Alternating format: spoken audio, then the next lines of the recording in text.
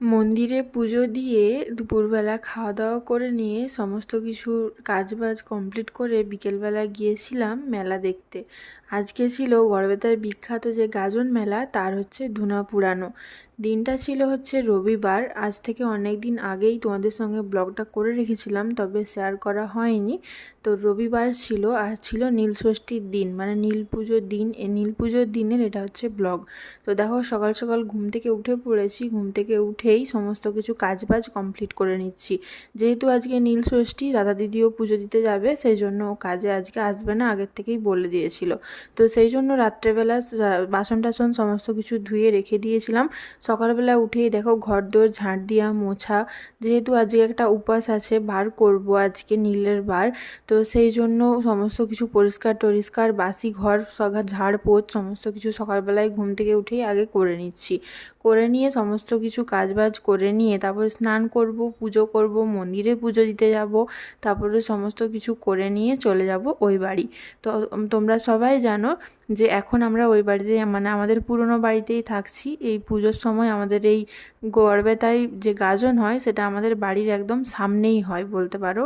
আমাদের বাড়ির পিছন দিকেই একদম বুড়ো শিবের মন্দির, আর চড়ক মেলাটা হয় আমাদের বাড়ির সামনেই। তো সেই সূত্রেই দিদিভাই এসে ওই বাড়িতেই থাকে, তো সেই জন্য ওই বাড়িতেই খাওয়া দাওয়া রান্নাবান্না সমস্ত কিছু ওখানেই চলে। তো আমি রাত্রেবেলা চলে আসি, যেহেতু এই বাড়িতেও টুকটাক কাজকর্ম থাকে, সেগুলো তো করতে হবে। তো সেই জন্য আমি চলে আসি। তো তারপর আমি আবার চলে যাই কাজকর্ম করে দিয়ে। তো দেখো, সকাল সকাল ঘুম থেকে উঠে তোমাদের সঙ্গে কথা বলতে বলতে বলতে আমার কিন্তু অনেক কাজবাজ সমস্ত কিছু কমপ্লিট হয়ে গেছে। বাসন ধোয়া, ঘর মোছা, ঘর ঝাঁট দেওয়া, আর এখানে দেখো জামা কাপড়গুলো কেচে কুচে সমস্ত কিছু একদম মিলে দিয়েছি রোদে শুকনো হওয়ার জন্য। তারপরে দেখো, যেহেতু মন্দিরে পুজো দিতে হবে সেই জন্য কিন্তু একটু তাড়াহুড়ো আছে, সমস্ত কিছু তাড়াতাড়ি করে চটপট করেই করে নিচ্ছি বলতে পারো। তো ব্রাশ করে নিচ্ছি, এরপর বাবানকে খাইয়ে দাইয়ে আমি নিচে স্নান করে সুন্দর করে একটা শাড়ি পরে নিয়েছি। যেহেতু মন্দিরে পুজো দিতে যাব, মন্দিরে পুজো দিতে গেলে আমি সবসময় চেষ্টা করি একটু শাড়ি পরে নেওয়ার, দেখতেও ভালো লাগে। আর শাড়ি পরে পুজো দেওয়াটা স্ত্রী মেয়েদের দেখতেও সুন্দর লাগে আর ভালো, সেই জন্যই। আর আমাদের গাছটাতে দেখো সমস্ত কাঁঠাল কিন্তু পড়ে যাচ্ছিল কালো হয়ে হয়ে। তো এই একটা, মানে প্রথম একটা আমাদের কাঁঠাল ধরলো গাছে, তো সেই জন্য সেটাও ভিডিও করে নিয়েছিলাম। তো দেখি কত বড় হয়। তো চলো, সমস্ত কিছু রেডি করে নিয়েছি। বাড়ির পুজোটা করে নিয়ে তারপরে চলে গিয়েছি। দেখো, আমাদের বাড়ির সামনেই যে বিশ্বেশ্বর মন্দির আছে, ওখানেই চলে গিয়েছিলাম পুজো দিতে।